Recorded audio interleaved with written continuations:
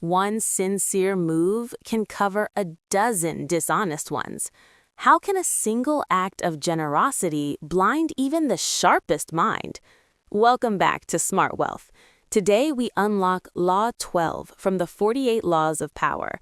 Use selective honesty and generosity to disarm your victim.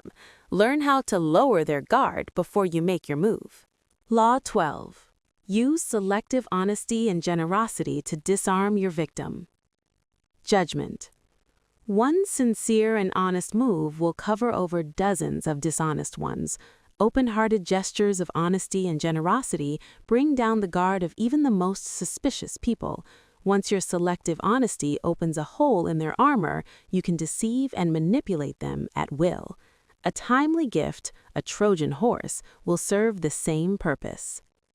Francesco Giuseppe Borri of Milan, whose death in 1795 fell just within the 17th century, was a forerunner of that special type of charlatanical adventurer, the courtier or cavalier impostor.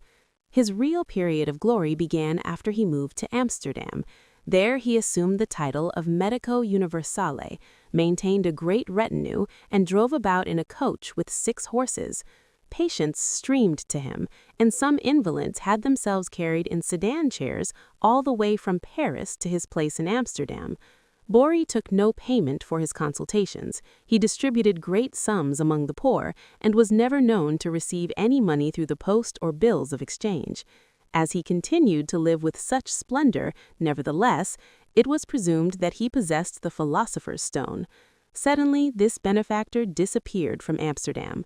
Then it was discovered that he had taken with him money and diamonds that had been placed in his charge. Observance of the law. Sometime in 1926, a tall, dapperly dressed man paid a visit to Al Capone, the most feared gangster of his time. Speaking with an elegant continental accent, the man introduced himself as Count Victor Lustig. He promised that if Capone gave him $50,000, he could double it. Capone had more than enough funds to cover the investment, but he wasn't in the habit of entrusting large sums to total strangers. He looked the Count over. Something about the man was different, his classy style, his manner, and so Capone decided to play along. He counted out the bills personally and handed them to Lustig. "Okay, Count," said Capone, "double it in 60 days like you said." Lustig left with the money, put it in a safe deposit box in Chicago, then headed to New York where he had several other money-making schemes in progress. The $50,000 remained in the bank box untouched. Lustig made no effort to double it. 2 months later, he returned to Chicago, took the money from the box, and paid Capone another visit. He looked at the gangster's stony-faced bodyguards, smiled apologetically, and said, "Please accept my profound regrets, Mr. Capone. I'm sorry to report that the plan failed. I failed." Capone slowly stood up. He glowered at Lustig, debating which part of the river to throw him in, but the Count reached into his coat pocket, withdrew the $50,000, and placed it on the desk. "Here, sir, is your money, to the penny. Again, my sincere apologies. This is most embarrassing. Things didn't work out the way I thought they would. I would have loved to have doubled your money for you, and for myself, Lord knows I need it, but the plan just didn't materialize." Capone sagged back into his chair, confused. "I know you're a con man, Count. I knew it the moment you walked in here. I expected either $100,000 or nothing. But this, getting my money back, well... Again, my apologies, Mr. Capone," as the Count picked up his hat and began to leave. "My God, you're honest," yelled Capone. "If you're on the spot, here's 5 to help you along." He counted out 5 $1,000 bills out of the $50,000. The Count seemed stunned, bowed deeply, mumbled his thanks, and left, taking the money. The $50,000 was what Lustig had been after all along. Interpretation. Count Victor Lustig, a man who spoke several languages and prided himself on his refinement and culture, was one of the great con artists of modern times. He was known for his audacity, his fearlessness, and, most importantly, his knowledge of human psychology. He could size up a man in minutes, discovering his weaknesses, and he had radar for suckers. Lustig knew that most men build up defenses against crooks and other troublemakers. The con artist's job is to bring those defenses down. One sure way to do this is through an act of apparent sincerity and honesty. Who will distrust a person literally caught in the act of being honest? Lustig used selective honesty many times, but with Capone he went a step further. No normal con man would have dared such a con.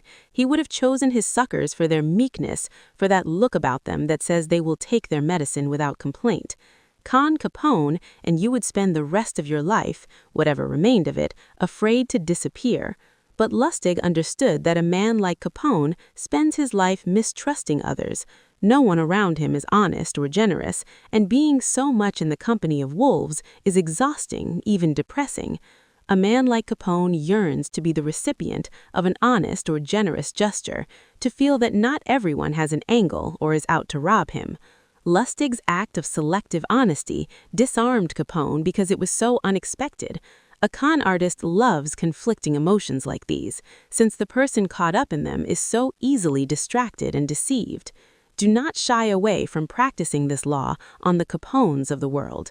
With a well-timed gesture of honesty or generosity, you will have the most brutal and cynical beast in the kingdom eating out of your hand. Everything turns gray when I don't have at least one mark on the horizon. Life then seems empty and depressing. I cannot understand honest men. They lead desperate lives, full of boredom. Keys to power. The essence of deception is distraction. Distracting the people you want to deceive gives you the time and space to do something they won't notice. An act of kindness, generosity, or honesty is often the most powerful form of distraction because it disarms other people's suspicions.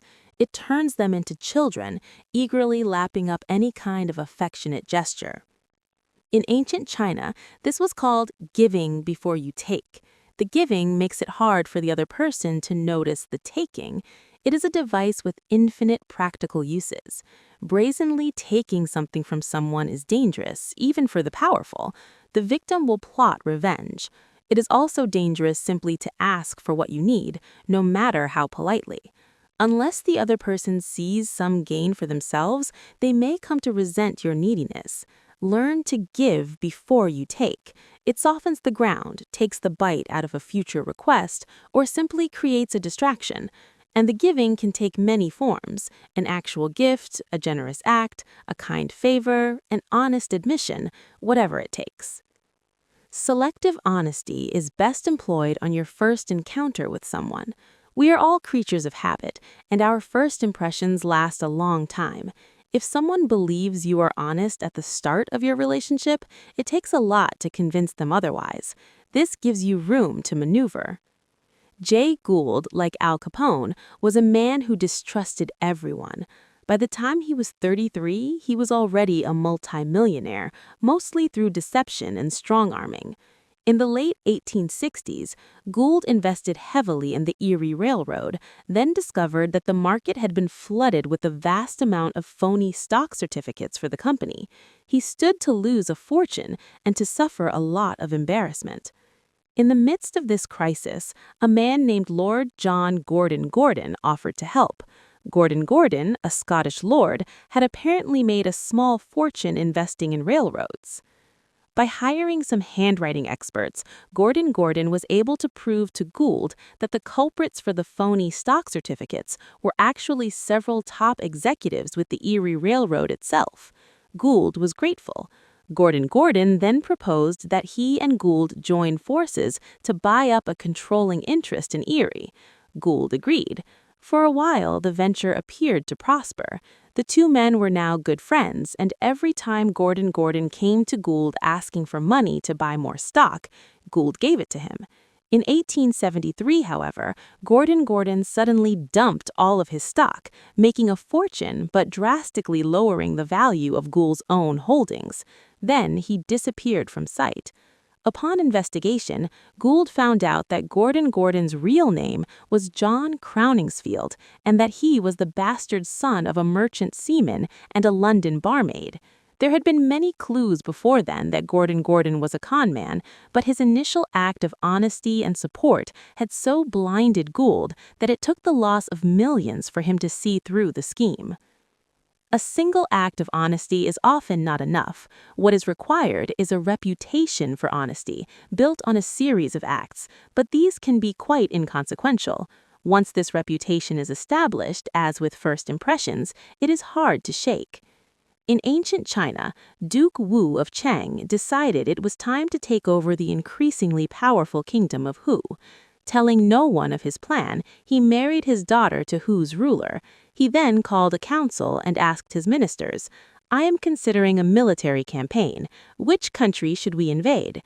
As he had expected, one of his ministers replied, "Hu should be invaded." The duke seemed angry and said, "Hu is a sister state now. Why do you suggest invading her?" He had the minister executed for his impolitic remark. The ruler of Hu heard about this, and considering other tokens of Wu's honesty and the marriage with his daughter, he took no precautions to defend himself from Cheng. A few weeks later, Cheng forces swept through Hu and took the country, never to relinquish it. Honesty is one of the best ways to disarm the wary, but it is not the only one. Any kind of noble, apparently selfless act will serve. Perhaps the best such act, though, is one of generosity. Few people can resist a gift, even from the most hardened enemy, which is why it is often the perfect way to disarm people. A gift brings out the child in us, instantly lowering our defenses. Although we often view other people's actions in the most cynical light, we rarely see the Machiavellian element of a gift, which quite often hides ulterior motives. A gift is the perfect object in which to hide a deceptive move. Over 3,000 years ago, the ancient Greeks traveled across the sea to recapture the beautiful Helen stolen away from them by Paris and to destroy Paris's city, Troy.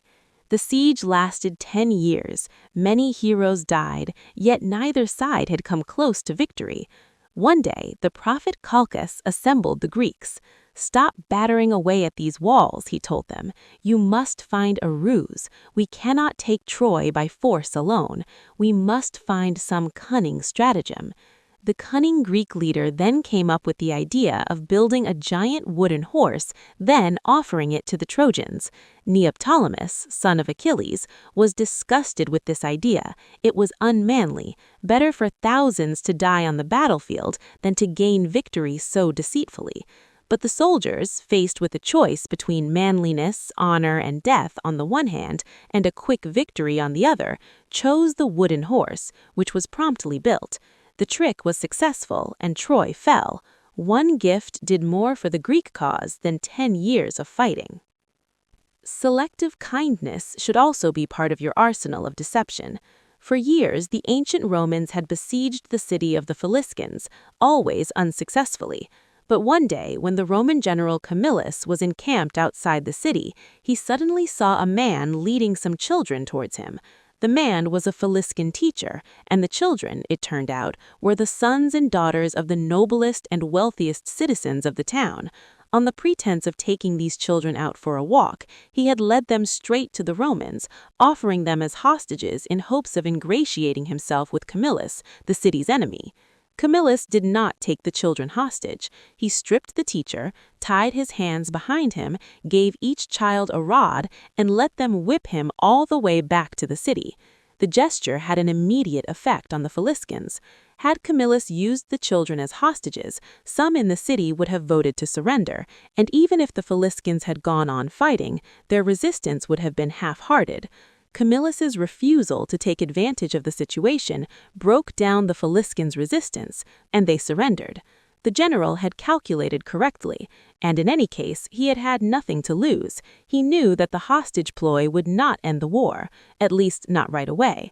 By turning the situation around, he earned his enemies' trust and respect, disarming them. Selective kindness will often break down even the most stubborn foe. Aiming right for the heart, it corrodes the will to fight back.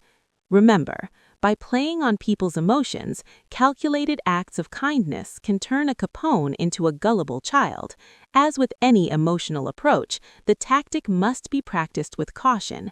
If people see through it, their disappointed feelings of gratitude and warmth will become the most violent hatred and distrust. Unless you can make the gesture seem sincere and heartfelt, do not play with fire. Authority. When Duke Hisshin of Qin was about to raid Yu, he presented them a jade and a team of horses. When Earl Qi was about to raid Chou Yu, he presented them grand chariots. Hence the saying, when you are about to take, you should give. Han Fei-Tse, Chinese philosopher, 3rd century BC. Reversal. When you have a history of deceit behind you, no amount of honesty, generosity, or kindness will fool people. In fact, it will only call attention to itself. Once people have come to see you as deceitful, to act honest all of a sudden is simply suspicious. In these cases, it is better to play the rogue. Count Lustig, pulling the biggest con of his career, was about to sell the Eiffel Tower to an unsuspecting industrialist who believed the government was auctioning it off for scrap metal. The industrialist was prepared to hand over a huge sum of money to Lustig, who had successfully impersonated a government official. At the last minute, however, the mark was suspicious. Something about Lustig bothered him. In the meeting in which he was to hand over the money, Lustig sensed his sudden distrust. Leaning over to the industrialist, Lustig explained, in a low whisper, how low his salary was, how difficult his finances were, on and on. After a few minutes of this, the industrialist realized that Lustig was asking for a bribe. For the first time, he relaxed. Now he knew he could trust Lustig. Since all government officials were dishonest, Lustig had to be real. The man forked over the money. By acting dishonest, Lustig seemed the real McCoy. In this case, selective honesty would have had the opposite effect. As the French diplomat Talleyrand grew older, his reputation as a master liar and deceiver spread. At the Congress of Vienna, 1814 to 1815, he would spin fabulous stories and make impossible remarks to people who knew they had to be lying. His dishonesty had no purpose except to cloak the moments when he really was deceiving them. One day, for example, among friends, Talleyrand said with apparent sincerity, "In business, one ought to show one's hand." No one who heard him could believe their ears. A man who never once in his life had shown his cards was telling other people to show theirs. Tactics like this made it impossible to distinguish Talleyrand's real deceptions from his fake ones. By embracing his reputation for dishonesty, he preserved his ability to deceive. Nothing in the realm of power is set in stone. Overt deceptiveness will sometimes cover your tracks, even making you admired for the honesty of your dishonesty. One sincere move can cover a dozen dishonest ones. If you give before you take, the other person will trust you. Once they trust you, they are blind to your real plans. Honesty is a tool to open their hearts before you empty their pockets. Think of Count Lustig. He was a famous con man. He wanted to rob a rich banker, but the banker was very careful. So Lustig started by being honest about a small sum of money. He gave the banker a small gift with no strings attached. This one act of sincerity made the banker lower his guard. Soon, the banker trusted him with fortunes. Because of one small truth, Lustig could hide 1,000 lies. Use a small truth to hide a bigger lie. Give a gift to make them feel indebted to you. The first impression must be one of honesty. Kill their suspicion with an act of generosity. Selective honesty is the best smokescreen for power. Remember, the best trap is the one that looks like a gift. Stay powerful.